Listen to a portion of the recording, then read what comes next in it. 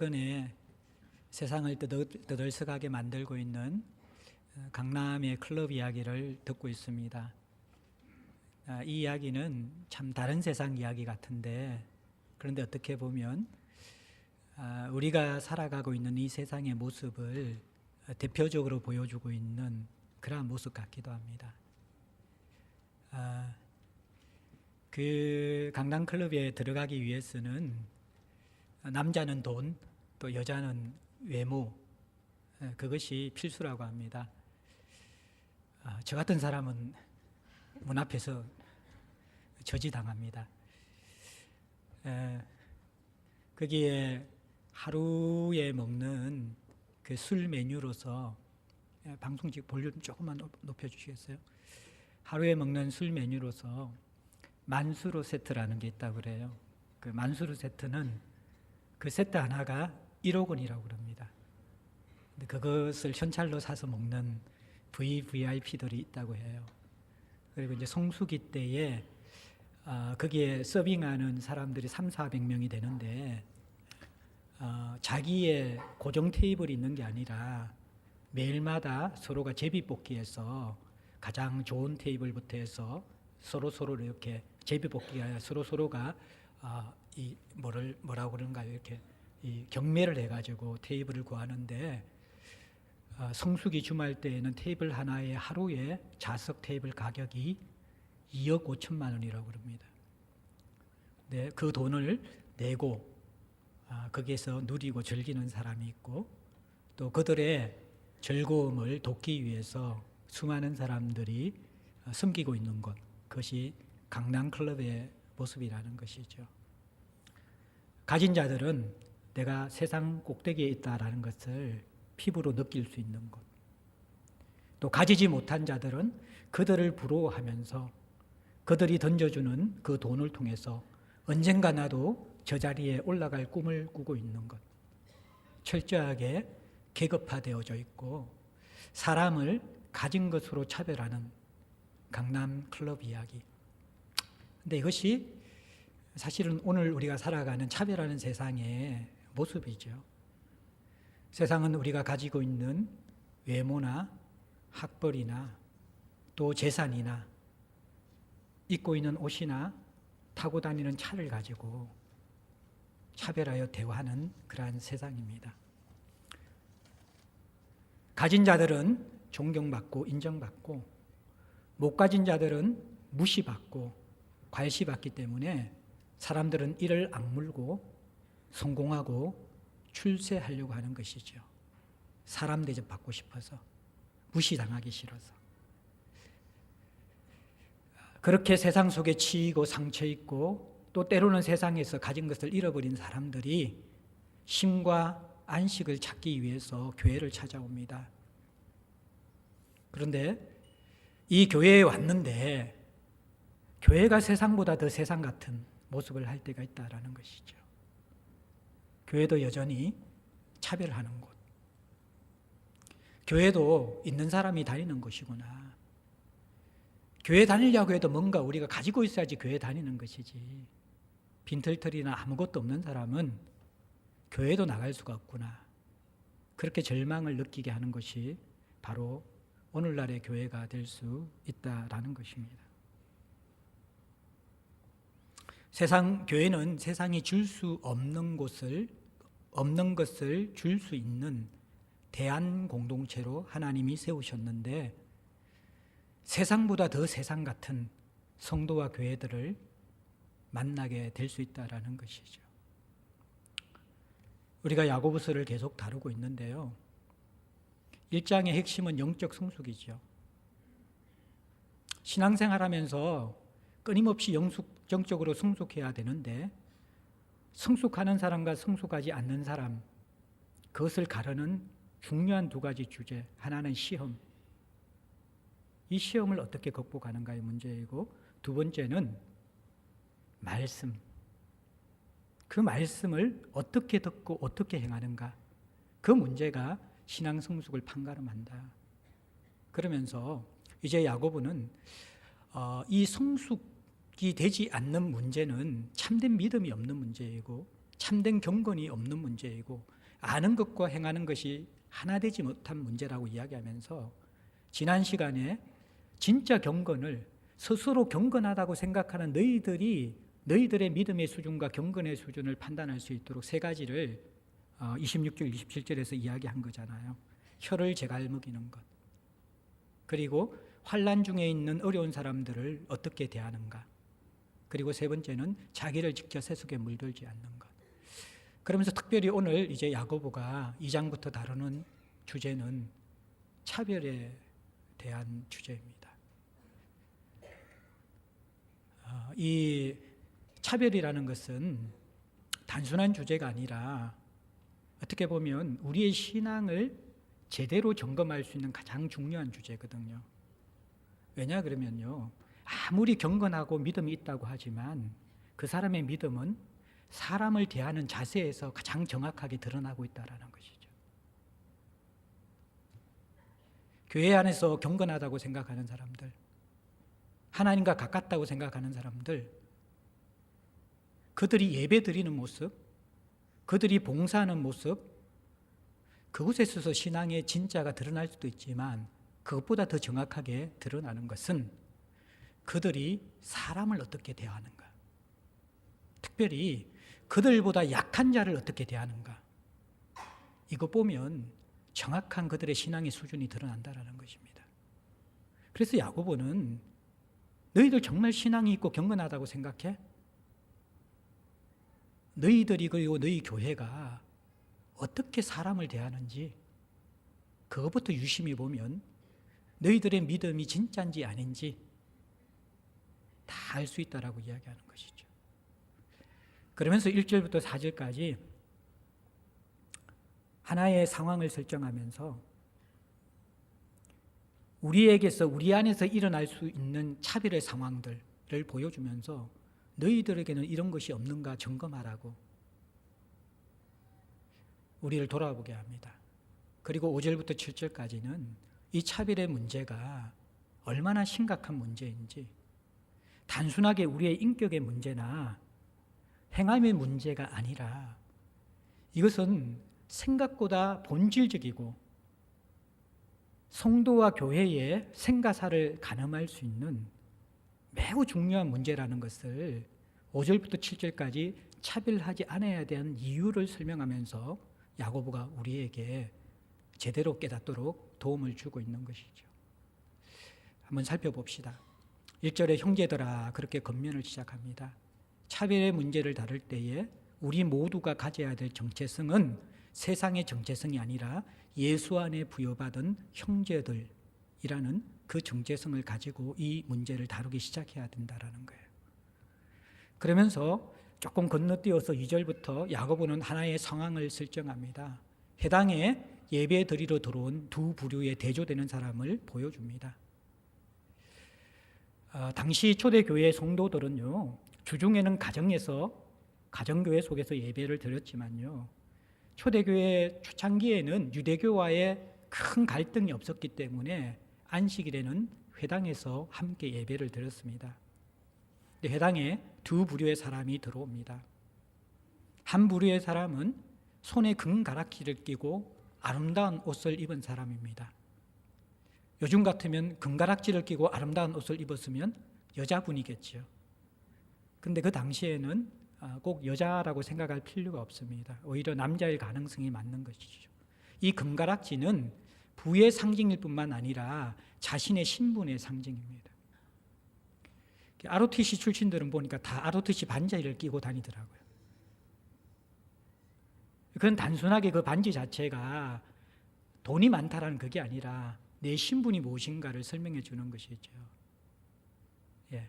마치 국회의원들이 배지를 다는 것하고 똑같은 그런 개념이 금가락지를 끼는 것이죠. 이 금가락지를 끼었다는 말은 돈이 많은 부자이거나 그보다는 사회적인 명망가이고 높은 자리에 있는 권세자라는 그런 개념이죠. 아름다운 옷은 그에 걸맞게 사람들과 자신의 신분을 구별하고 또 자신은 다른 사람임을 과시하기 위해서 그 당시에 사람들을 만날 때마다 입고 다녔던 그러한 의복이라는 것이죠. 이 사람이 회당에 예배드리러 들어오고 있고, 또 한편으로는 남루한 초라한 옷을 입고 예배를 드리러 들어오는 사람이 있다는 것이죠. 그 남루하고 초라한 형태를 한 사람이라는 것은 한마디로 가난한 사람이죠. 사회적으로 지위도 변변치 않는 그러한 사람이라는 것이죠. 극빈자들, 어떻게 보면 무엇인가 도와줘야 될 것 같은 불편함을 느낄 수밖에 없는 그런 모습을 하고 들어오는 한 사람을 보여주고 있습니다. 자, 이 상황 속에서 공동체에서 어떻게 차별이 일어나는가? 야고보는 3절에 이렇게 차별하는 모습을 설명하고 있습니다. 너희가 아름다운 옷을 입은 자를 눈여겨보고. 자, 일단은 차별은 눈여겨보는 것에서 출발합니다.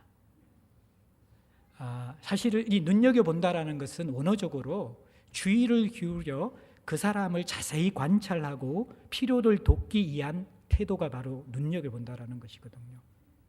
이것은 근본적으로 성도가 가져야 될 좋고 건강한 태도입니다. 우리는 모든 사람들을 눈여겨봐야 되는 것이죠. 오늘날 교회의 아픔은 사람에 대한 관심이 없잖아요. 눈여겨보지 않잖아요. 근데 이 눈여겨본다라는 것은 참 좋은 그런 자세입니다. 그런데 이것이 차별이 될 수가 있습니다. 모든 사람을 공평하게 눈여겨보는 것이 아니라 어떤 한 부류만 집중해서 눈여겨보게 되어질 때 성경은 이것을 차별이라고 이야기합니다. 그가 누구냐 그러면 아름다운 옷을 입은 사람입니다. 그 사람만 주목하고 그 사람만 관심을 가지는 것이죠. 그 사람이 외모에서 풍기는 그 이미지들. 사람에 따라서 약간 귀티 나는 사람 있잖아요. 아무 옷을 입어도 막 기티가 잘잘 흐르는 사람. 저는 아무리 좋은 옷을 입어도 기티가 별로 나지 않는.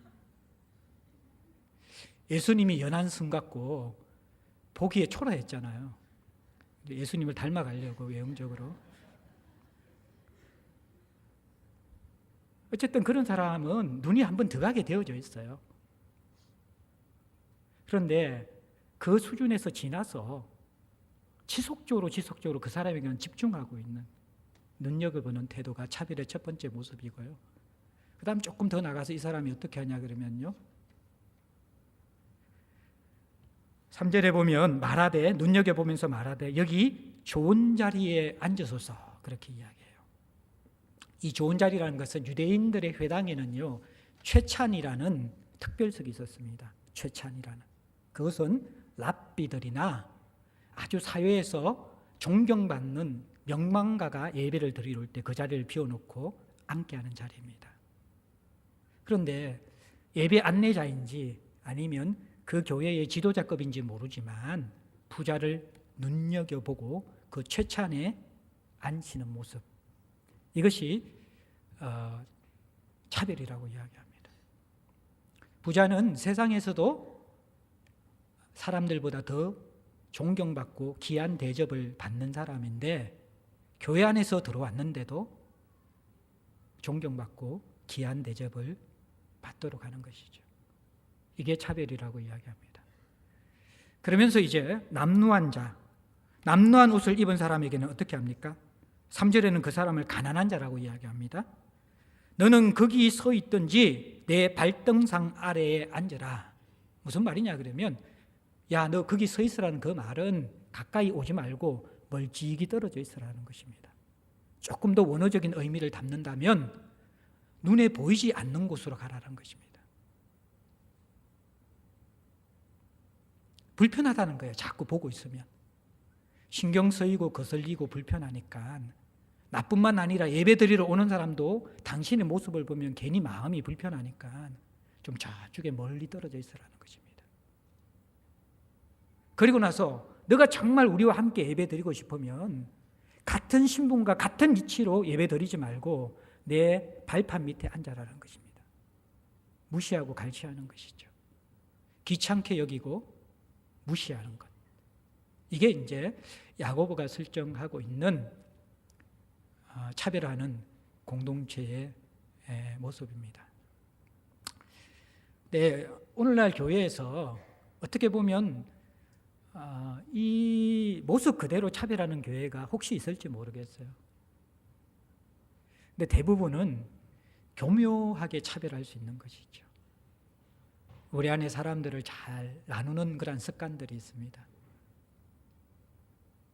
어떻게 보면 끼리끼리 모이는 것도, 편한 사람만 교제하는 것도 엄밀한 의미에서 깊이 들어가면 차별이 될 수가 있습니다. 처음 온 사람, 교회를 잘 적응하지 못하는 사람, 그들을 눈여겨보지 않고 내가 좋아하는 사람, 내게 도움을 주는 사람만 눈여겨보고 있기 때문입니다. 크고 작은 차별들이 교회 안에 없을 수가 없을 거예요. 그런데 그것을 끝없이 의식하면서 갱신하는 성도와 교회가 있는 반면 점점점 자신도 모르는 채 이 세상의 가치가 스며들어서 당연한 듯이 그렇게 사람들을 대하는 그런 사람들도 있다라는 것입니다. 참 쉽지 않죠. 우리가 사람들과 만나서 교제하게 되어지면 끊임없이 손이 가야 되는 사람들, 끊임없이 필요를 채워줘야 되는 사람들, 가난한 사람들이죠. 꼭 물질적으로 가난한 사람뿐만 아니라 정서적으로 가난한 사람이 요즘에는 더 많이 있습니다. 인정에 굶주려 있는 사람들, 끊임없이 했던 말을 반복하고 나눔을 하면 나눔의 모든 분위기를 자기 중심적으로 끌어가면서 자기에게 집중시키는 그런 사람들이 있습니다. 불편하지 않나요? 조금 멀리 가서 서 있었으면, 조금 적게 말했으면, 그런 마음들 우리가 들 수 있거든요. 자세히 우리가 들여다보면요, 우리 속에는 어쩔 수 없이 세상의 눈을 가지고 세상 사람들을 차별하는 모습들이 있을 수 있다라는 것이에요. 그런데 4절에 보면요, 이 문제는 생각보다 심각한 문제입니다. 왜냐 그러면 너희끼리 서로 차별하며 악한 생각으로 판단하는 자가 되는 것이 아니냐. 야고보가 이렇게 차별 문제를 진단하고 있거든요. 자, 차별이 심각한 문제인데 잠깐만 간단하게 혹시 우리가 또 오해할 수 있는 하나의 주제를 간단하게 다루겠습니다. 그건 뭐냐 그러면 차별과 존경을 건강하게 구별하는 것입니다. 이 차별하는 교회에 대한 반발로 오늘날 조금 평등을 주장하는 교회들은 하향적 획일화를 평등이라고 생각하는 거예요. 무슨 말이냐 그러면 차별하지 말라라는 것은 존경할 사람들을 다 없애라는 말이 아니거든요. 성경에서는 존경할 사람들을 분명히 묘사하고 있습니다. 가정의 리더십인 부모님들, 국가의 리더십인 위정자들, 그리고 교회의 리더십인 가르치는 교육자들과 당의 장로님들은 마땅히 존경할 자라고 이야기하고 있습니다. 그런데 마치 평등이라는 것을 그분들도 똑같이 하향적으로 내려가지고 똑같은 동일한 대접을 하는 것을 성경적 평등이라고 착각하는 사람들이 있는 것이죠. 그것은 성경이 가르치는 것은 아닙니다. 존경할 자들은 마땅히 존경. 여러분들 이 예배당에 우리 교회에 딱 의자가 하나 남았어요. 연세 드신 분과 젊은 사람이 같이 들어왔어요. 마땅히 우리가 연세 드신 분에게 자리를 내어드리는 게 그게 존경하는 것이죠. 연세 드신 분이나 젊은 사람이나 똑같이 평등하기 때문에 먼저 자리에 앉는 사람이 임자다. 그게 획일적인 평등이 아니라는 것이죠. 그럴 일 없겠지만 만약에 지금의 대통령이 우리 교회에 예배 드리러 오신다. 그럴 때 우리가 우리 교회는 평등하기 때문에 온대로 자리에 앉고 평등하기 때문에 자리에 저쪽에 식당에서 줄 서서 식사하십시오. 물론 그럴 수 있겠죠. 그러나 지나치게 획일화시키는 것. 그 사람이 스스로 자기의 권위를 내려놓고 평등하기를 원하는 것이 아니라 우리가 스스로 끌어내려서 평등하라고 요구하는 것, 이것은 성경의 가르침은 아니라는 것이죠. 그러면서도 차별은 우리가 심각하게 다뤄야 될 문제입니다. 왜냐 그러면 지금 야고보는요, 이 차별의 문제가 악한 생각으로 판단하는 문제라고 이야기하거든요. 자, 악한 생각으로 판단하는 것이 심각하고 위험한 것이 아니라 어찌하다가 악한 생각으로 판단하는 자리에 들어갔느냐, 그 원인을 진단해야 되는 것이죠. 악한 생각으로 판단하는 사람은 이미 자기가 하나님의 자리에 올라간 사람들입니다. 너희끼리 서로를 판단하는 것. 더 쉽게 이야기 드릴까요? 사람을 함부로 판단하는 사람은 자기 인생의 주인인 하나님을 모시지 않는 경우의 사람일 경우가 많다라는 것입니다. 차별의 문제는 내 인격의 문제, 사람에 대한 배려의 문제보다 더 근본적으로 하나님의 자리가 없는 사람들, 그 자리에 자기가 주인이 되어서 인생을 살아가는 것이 익숙해진 사람들이 사람들을 대하는 방식입니다. 이 문제의 심각성을 알겠습니까? 차별의 문제는 그 교회의 성도들과 공동체의 영적 수준이 하나님과 별로 관계가 없다라는 것입니다. 그분의 지배와 그분의 통치 속에 깊이 머물고 있지 않을 가능성이 많다라는 것이죠. 그래서 야고보는 이 주제를 행함에 대한 주제로 다루는 것이 아니라 믿음에 대한 주제로 다루면서 심각하게 다루는 것이죠. 너희들이 스스로 경건하다고 생각하느냐? 정말 그렇다면 한번 보자. 가장 간단한 것도 살펴보자. 주변 사람들 너희들 어떻게 대하냐? 가장 약한 사람들 어떻게 대하냐? 너희들이 마냥 짐을 져야 될 사람들 어떻게 대하냐? 그들을 대하는 것들, 아니면 너희들의 어떠한 성김과 리더십에 순종하지 않는 사람을 어떻게 대하냐? 그들을 대하는 것이 잘난 사람들, 내게 유익을 주는 사람들, 나를 잘 따르는 사람들과 대하는 것과 다르다면 세상에서는 그것을 별로 심각하게 보지 않지만 또 그 문제가 잠시 실수하는 것이 될 수 있지만 한번 돌아봐야 될 근본적인 문제가 있는데, 너희들이 하나님의 말씀을, 그 권위를, 그분의 주대심을 의식하고 있고 인정하고 있고 그것이 너희의 삶을 이끌고 있는가 돌아보라라는 것입니다.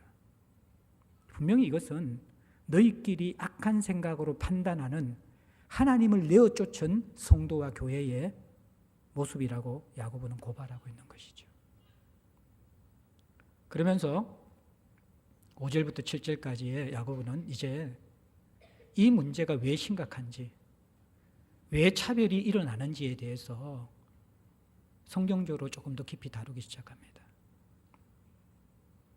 5절에 보면, 죄송합니다. 이제 1절과 5절부터 7절까지 이것을 다루고 있는데, 먼저 1절부터 우리가 좀 한번 살펴보면요.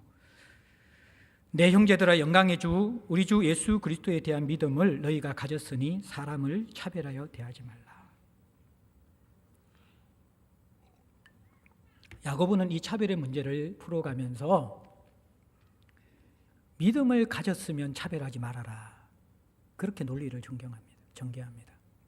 행함으로 이것을 다루지 않습니다. 우리가 이 차별하지 않는 것을 내 인격과 내 의지를 가지고 행하려고 하는 순간에 절대로 극복할 수 없습니다. 이 문제는 믿음의 문제라는 것이죠.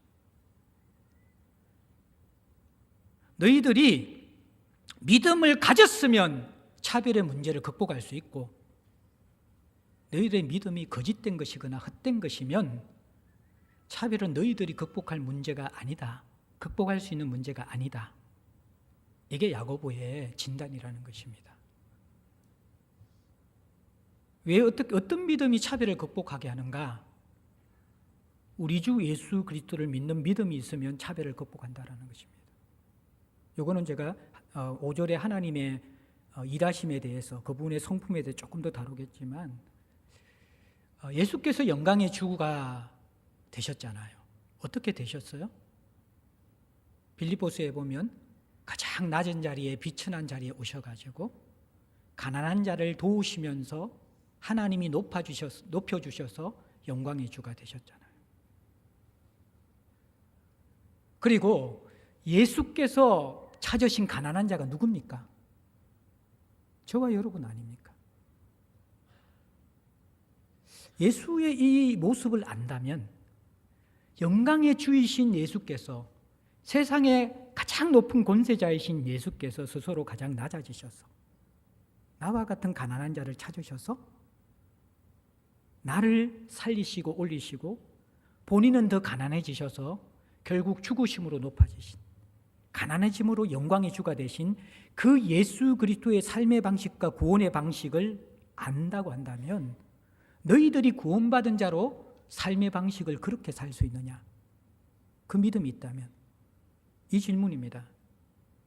조금 더 직접적으로 들어가면, 결국에는 이 우리를 구원하신 예수 그리스도를 만나게 될 때, 그 영광의 주를 만나게 되어질 때에 성도의 믿음 속에 분명히 생겨나는 것은 영광에 대한 새로운 인식, 가치관의 변화가 일어난다는 것입니다. 결국에는 차별하는 것은 세상의 영광이 인생의 가치관으로 자리 잡은 사람들의 삶의 모습이고, 차별을 이기는 것은 영광의 주를 경험해서 진짜 영광을 경험하는 사람들이 세상을 살아가는 삶의 가치관과 모습이라는 것이죠. 결국 차별의 문제는 영광의 주를 만났느냐 만나지 않았냐의 문제라는 것이죠. 바울은 예수 믿기 전에는 자랑할 거리가 많았죠. 그런데 예수 믿고 나서 그 모든 것을 배설물로 여겼고, 내게 유익하던 것을 도리어 해로 여겼다 이야기합니다. 왜요? 예수 안에 있는 진짜 영광을 발견했기 때문에. 그래서 예수를 얻고 그 그리스도를 발견하기 위해서는 모든 것을 배설물로 여기는 가치관의 변화가 일어난 것이죠. 왜요? 진짜 영광을 알았으니까. 예수를 통해 진짜 영광을 경험하지 못한 사람들은 세상 영광을 끝까지 구할 수밖에 없습니다. 제가 지난주 큐티와 금요예배 설교를 하면서 제 자신에게 주시는 하나님의 말씀이 너무 엄중하고 계속 지속적으로 울림이 있고 제게 계속해서 질문을 하고 있습니다. 금요예배에 나오신 분들은 메시지를 들었겠지만 부자 청년 이야기 나오죠. 19장에 어떻게 영생을 얻습니까? 하나님 뭐라고 이야기했는가? 그 율법 다 지켜라. 다 했는데요. 그러면 네가 가진 모든 소유를 팔아서 가난한 자에게 나누어주고 나를 따르라. 재물이 많아 근심해서 떠나갔습니다. 부자가 천국에 들어가는 것이 낙타가 바늘기 들어가는 것보다 힘들다. 그러니까 그때 베드로가 이야기합니다. 주님, 우리는 모든 것을 버리고 주님을 따랐습니다. 이 모든 것을 버리고 주님을 따른 우리들은 무엇을 얻을 수 있겠습니까? 그때 예수님께서 베드로에게 이렇게 대답해 주십니다. 나를 위해 모든 것을 버리고 따르는 사람은 12보좌에 앉아서 12지파를 다스릴 것이다. 나를 위해서 가족을 버리고 어미와 처자와 모든 전토와 소유를 버리고 나를 따르는 자는 이 땅에서도 수배를 받겠고 영생을 얻지 못할 자가 없을 것이다. 이걸로 끝나면 좋은데요. 28절, 29절에 이렇게 대답하고 마지막이 뭔지 아십니까? 그런데 먼저 된 자가 나중되고 나중된 자가 먼저 될 것이다. 그 수수께끼 같은 이야기를 하세요. 그리고 나서 20장 1절부터 16절까지 포도원 품꾼의 비유가 나오면서 포도원 품꾼의 비유의 결론이 뭔지 아십니까? 16절에 순수만 바뀌었어요. 19장 30절에는 먼저 된 자가 나중되고 나중된 자가 먼저 된다 그랬는데 20장 16절에는 나중된 자가 먼저 되고 먼저 된 자가 나중된다고 하는 거예요. 똑같은 비유입니다. 자, 그럼 여러분들이 질문합니다. 예수님께서 베드로에게 주신 약속은 29절 30절입니까? 아니 28절 29절입니까? 30절. 다시 말하면 이 땅에서 수배를 얻고 영생도 없는 것이 베드로에게 주신 약속입니까?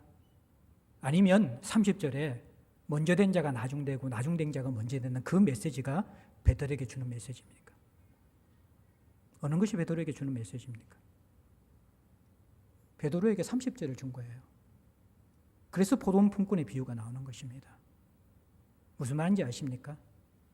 예수님이 보실 때에는 부자 청년이나 베드로나 똑같은 영적 수준이라는 것입니다. 부자 청년은 재물의 욕심 때문에 진짜 부자 청년 예수가 앞에 있는데, 온 세상의 창조주이신 예수가 앞에 있는데 그 예수를 믿지 못하고 얻지 않았기 때문에 떠나갔습니다. 베드로는 3년 동안 모든 것을 버리고 주를 따랐습니다. 그런데 마지막 공생애가 끝나가는 그 시점에 베드로의 관심은 예수를 얻고 더 누리는 것이 아니었습니다. 예수에게 내가 이만큼 모든 것을 버렸습니다. 공로의식. 내게 예비된 내게 주실 것이 무엇입니까? 보상심입니다. 똑같은 욕심입니다. 교묘한 욕심입니다. 근본적으로는 부자 청년과 베드로의 삶의 가치와 중심을 이끌어 나가는 동력은 똑같다라는 것입니다. 그런데 부자 청년은 오히려 먼저 된 자가 될 수 있습니다. 나중된 자지만. 왜냐 그러면 자기는 예수를 버렸다라는 것을 알고 있기 때문에. 그런데 먼저 된 자라고 생각하는 베드로는요, 한 번도 자기는 나중된다고 생각하지 않았을걸요. 나처럼 교회에 오랫동안 버티고 있은 사람이 있나? 나처럼 오랫동안 교회에서 봉사하는 사람이 있는가? 나처럼 예배를 빠지지 않고 헌신한 사람이 있는가? 나는 부자 청년과 같지 않아. 우리에게 예비된 것은 무엇입니까? 라고 이야기하는데 그들의 중심에 뭐가 있습니까? 똑같이 그들도 예수를 못 누리는 사람들입니다. 예수로 만족하지 못하는 사람들입니다. 예수 안에 있는 은혜가 전부가 아닌 사람들입니다. 먼저 됐다고 생각하지만 결국에는 그 공로의식과 보상심리에 물들었기 때문에 항상 나중될 수밖에 없고, 천국에서는 하나님 나라의 은혜를 가장 누리지 못할 가능성이 많은 사람이 바로 이 공로의식과 보상의식에 물들어 있는 베드로 같은 사람입니다. 야고보가 이 맥락에서 이 교훈을 하거든요. 지난주에 뭐라고 이야기했습니까? 스스로 경건하다고 너희들이 생각하고 있지? 그 경건이 진짜인지 아닌지 무엇으로 판가름할 수 있어? 사람들 어떻게 대하는가? 그런데 그것이 진짜 문제는 아니야. 진짜 문제는 뭔지 알아? 사실은 스스로 경건하다는 사람이 예수를 모르고 있다라는 거예요. 예수와 연결되지 않았다라는 것입니다. 그 영광의 주를 알고 믿는 믿음이 약하거나 없다라는 것입니다.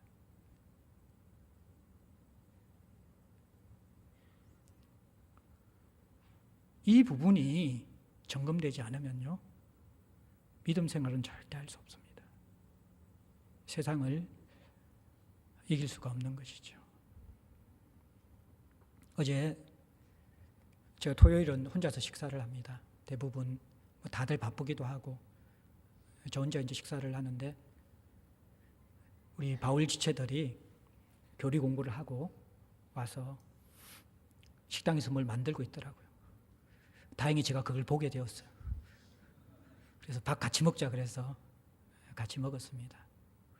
먹고 나서 사실은 우리 청년들과 밥 먹고 나면 제가 훨씬 손해입니다. 디저트를 제가 쏘아야 되거든요. 혼자 먹으면 5,000원, 7,000원 안에서 해결될 식사비가 한번 청년들과 붙어가 라면 한 젓가락 먹고 볶음밥 한 그릇 먹고 나면 카드 주고 돌아오는 결제비가 2만 원, 3만 원입니다. 미치는 장사지요. 근데 이 성숙한 바울들이 목사님 카드는 필요 없고 목양실에서 차 한 잔 내려주십시오.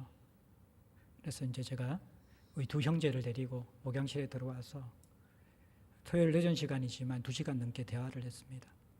참 고마운 것은 참 이들이 담임 목사라는 그러한 부담이나 이 거북함을 느끼지 않고 자기들의 신앙의 고민을 술술술술 이야기하는 거예요.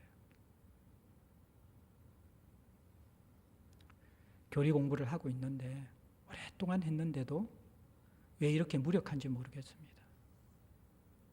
오랫동안 교회에 나왔고 신앙생활을 하는데도 왜 이렇게 신앙생활이 힘이 없는지 모르겠습니다. 그 아이들의 이야기를 들으면서 제가 요즘에 가지고 있는 영적인 하나님 앞에 굉장히 심각한 위기들, 저희들 성도들 바라보면서 참 너무 좋은 사람들인데, 참 신실한 사람들인데, 정말 교회를 사랑하고 아끼는 사람들인데 자꾸 스스로가 그렇게 고백하는 거예요. 옛날에는 좋았는데 왜 지금은 자꾸 무력해지는지 모르겠다.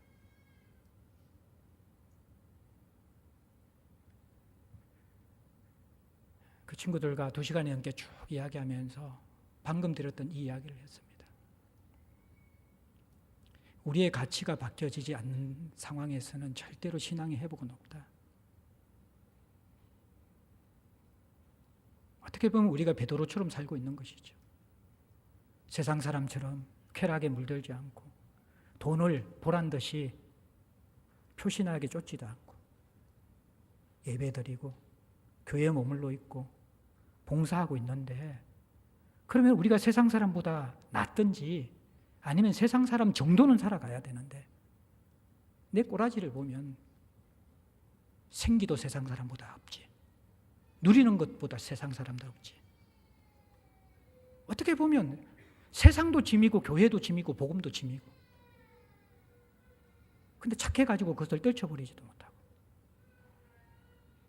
제가 요즘 하나님 앞에 엎드릴 때마다 기도하는 기도의 제목입니다. 근데 그것이 저도 베드로인 거예요. 성도들과 비교하면서 나는 그 문제를 극복한 줄 알았어요. 근데 요즘 제가 몇 가지의 사건을 겪으면서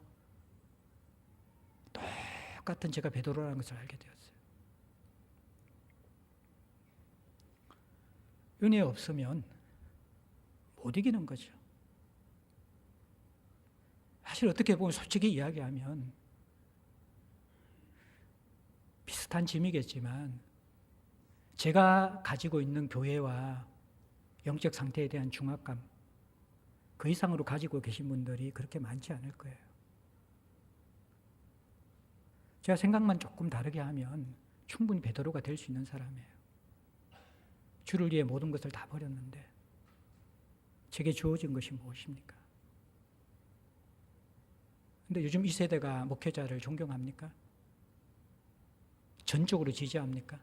여러분 보고 하는 말이 아니라 기본적인 생태가 그렇다라는 것이죠. 누구누구의 잘못이 아니라 여러분들도 똑같은 것이죠. 예수 위해서 교회 위해서 열심히 살아가는데 장로들과 제가 여러분들 좀 격려하고 지지하고 알아줍니까? 아니잖아요. 세상에서 그럼 여러분들 더 많은 것을 누립니까? 아니잖아요. 결국 우리가 이 베드로의 상황이 되어가지고 우리는 이렇게 뭔가 하고 있는데 왜 우리는 많은 것을 누리지 못하고 세상을 이기지 못할까? 하나님이 요즘 제게 주시는 말씀이 뭐냐 그러면 네가 베드로다. 너 부자 청년 욕하지 마라. 똑같이 숨겨진 욕심이 내 안에 있다라는 것이죠. 정말 죄송하지만 한 가지만 여러분들에게 말씀드릴까요? 여러분들 정말 차별이 없습니까? 왜 자녀들 그렇게 죽자고 공부시키려고 합니까? 세상에 인간 대접 받는 것, 학벌과 직업이라고 우리가 생각하지 않습니까? 그게 나쁘다라는 게 아니라 예수 없는 영광의 주를 알지 못하는 그 상태에서 우리가 결정하고 있다면 그것은 심각한 거라는 것이죠.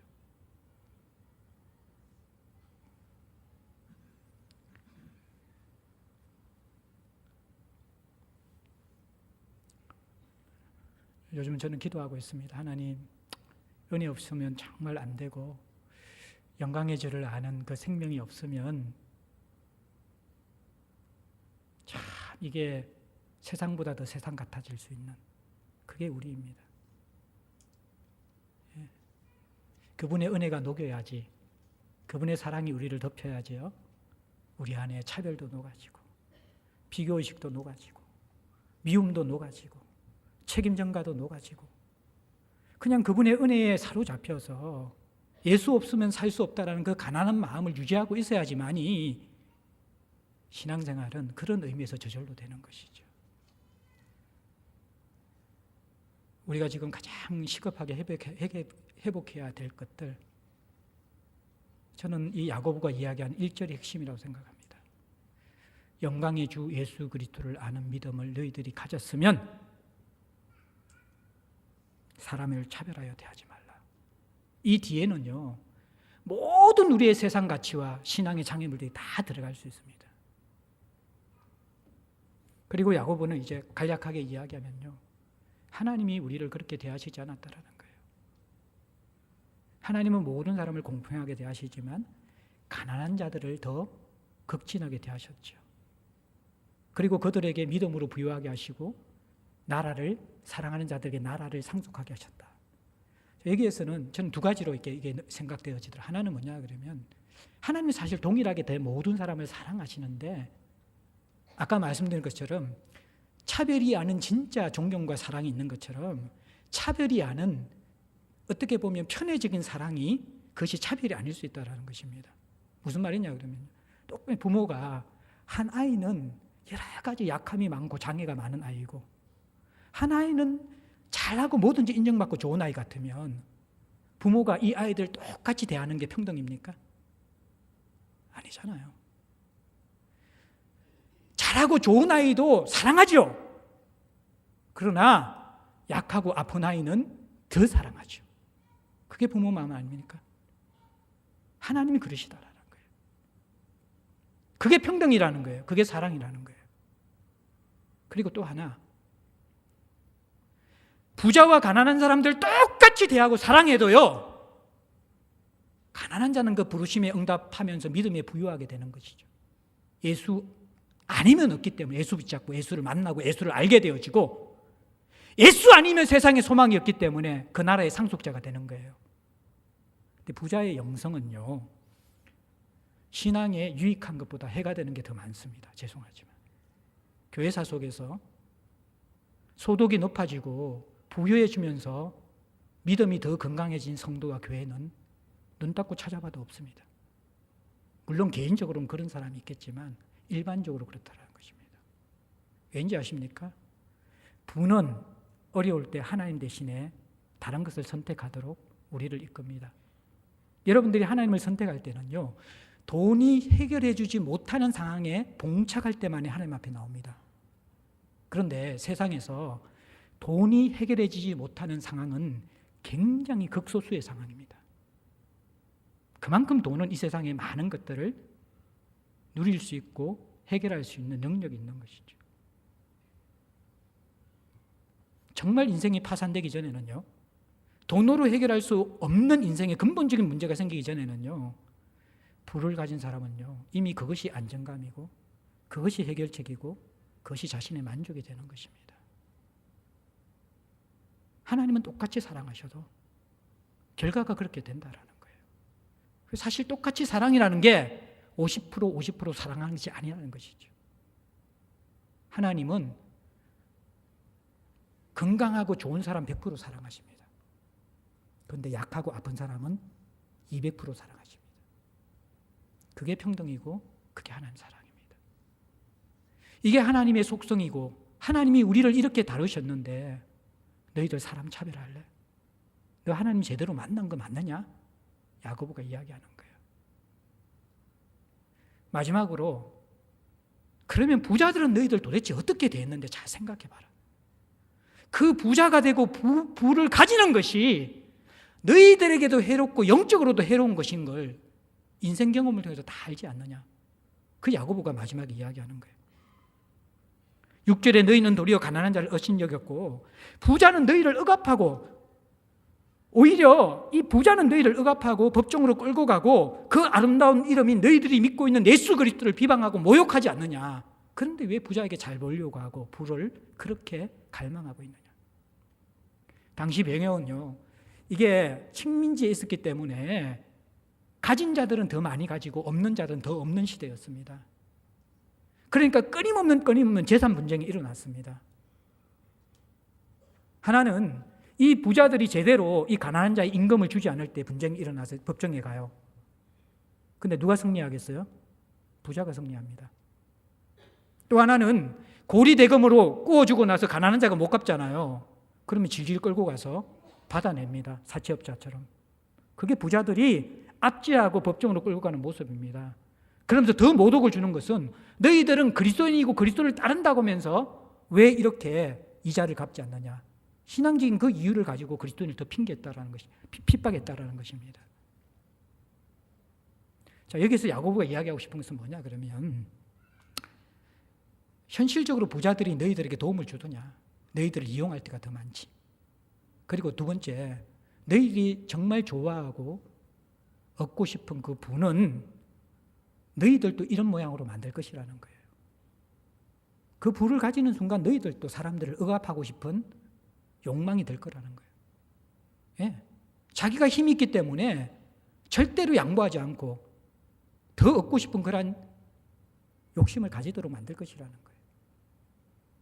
부자가 되면요, 예수 없이 살 수 있는 게 많거든요. 누릴 수 있는 게 많거든요. 신앙생활을 하는 부자들, 아니 신앙의 형식을 가진 부자들이 하는 말이 뭔지 아십니까? 야, 예수 잘 믿어봐야 별 것 없어. 결국 세상은 돈이 있어야 돼. 그게 예수 이름 모독하는 것입니다. 부는 이렇게 현실적으로나 영적으로 위험한 것이라는 거예요. 사랑하는 성도 여러분들, 오늘 우리가 좀 굉장히 어떻게 보면 우리는 세상이 다 이렇기 때문에 쉽게 넘어가지만 성경은 무겁게 다루는 주제를 무거운 마음으로 여러분에게 나누었습니다. 차별은 인격의 문제나 행함의 문제가 절대로 아닙니다. 차별은 성도와 교회의 생명과 같은 믿음의 문제입니다. 차별하는 그 순간과 그 자리에는 하나님이 계시지 않는 자리입니다. 교회가 차별을 비롯한 모든 세상의 가치와 역량이 지배하고 있다면 하나님이 왕노릇하지 않는 상태라는 것입니다. 이것은 성도와 교회의 생명과 연관되어져 있는 것입니다. 심각한 것이죠. 야고보는 하나의 해결책을 줍니다. 사실은 이것을 이길 수 있는 것은 믿음을 회복하는 수밖에 없다라는 것이죠. 어떤 믿음입니까? 종교생활의 믿음이 아니라, 공로의식과 보상심리의 믿음이 아니라, 부자 청년과 자기 자신을 비교하는 믿음이 아니라 단 하나의 기준, 나는 예수를 얼마나 알고 있는가, 그분을 얼마나 사랑하고 있는가, 그분이 주시는 것을 얼마나 누리고 있는가.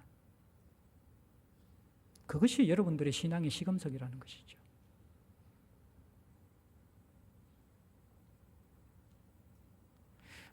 모든 문제의 핵심에는 이것이 있습니다. 지금 이 순간에 예수를 누리지 못하는 모든 사람들에게는 성경적이지 않은 모든 모습들이 어쩔 수 없이 나올 수밖에 없습니다. 그러나 지금 이 순간 예수의 통치 아래 있는 사람들에게는 그 은혜가 그 모든 선뿌리와 불순물들을 녹여버리는 것입니다. 교회의 건강은 성도와 교회 공동체가 예수에게 뿌리 내리는 삶, 우리가 얼마나 본질 속에 있는가, 여기에 운명이 결정되어집니다. 교회의 과거와 현재를 비교할 수 있고, 저 사람과 이 사람을 비교할 수 있고, 여러 가지 문제로 교회를 진단할 수 있지만요, 진짜 문제는 무엇입니까? 내가 베드로면서 다른 사람, 부자 청년을 판단하는 차별의 문제. 저부터, 그리고 우리 모든 성도들 한 사람 한 사람부터 딴 것 아니라 진짜 예수 아는가, 그것 한번 살펴보고, 그것이 진짜 드러나는 것은 사람 어떻게 대하는가, 다시 그거 보면서 진단하고, 은혜에 목마르고 가난하고 상한 심령 가지고 다시 예수밖에 없고 살려달라는 그 은혜 구하는 마음으로 주님 앞에 서는 것, 그것만이 우리 살 길입니다. 테레사 수녀가 평생 가난하고 힘든 사람들 돌보며 살았잖아요. 근데 그 인생이 더 아름다운 것은 마지막 죽음의 순간에 극진하게 자기를 돌보는 그 주변의 사람들에게 이렇게 부탁을 했다라는 거예요. 나를 가난한 사람과 똑같이 대우해달라. 예수께서도 십자가에 가장 비참하게 인생을 마감하셨는데, 이 땅에 내가 행한 헌신과 공로가 인간의 눈에 아무리 크더라도 나를 그렇게 생각하면서 극진하게 대접하지 말라라는 것입니다. 끝까지 나는 가난한 사람처럼 하나님 은혜에 의지하면서 주님 앞에 서겠다라는 것입니다. 은혜를 의지하는 자만이 늘 나중된 자 의식을 가지고 있을 수 있습니다. 나는 은혜 없이는 살아갈 수 없어. 그런데 그 신앙이 자기도 모르는 새 가장 먼저 된 자가 될 수 있습니다. 반대로요, 예수의 은혜 없이 공로의식과 보상심리 속에서 베드로처럼 신앙생활 하다 보면요, 늘 자기는 먼저 된 자로 생각하면서 부자 청년과 다른 사람을 지적하는데 은혜에서는 가장 떨어진 나중된 자로 인생을 마감할 수 있는 것, 이게 성경의 권고입니다. 가난하고 은혜 구하는 마음, 저와 여러분들이 잃지 않고 우리의 믿음을 깊이 돌아볼 수 있기를 주의 이름으로 축복합니다. 우리 찬송 드리겠습니다. 죄송합니다. 오늘은 찬송 대신에 우리 기대가 1000번을 불러봐라라는 하나님의 사랑에 대한 고백을 찬양으로 드립니다. 잠깐 여러분들이 헌금을 준비하시면서 좀 마음으로 묵상하시면서 기도함으로 말씀을 여러분 속으로 받아들이는 그러한 태도로서 찬양을 기다려 주시기 바랍니다.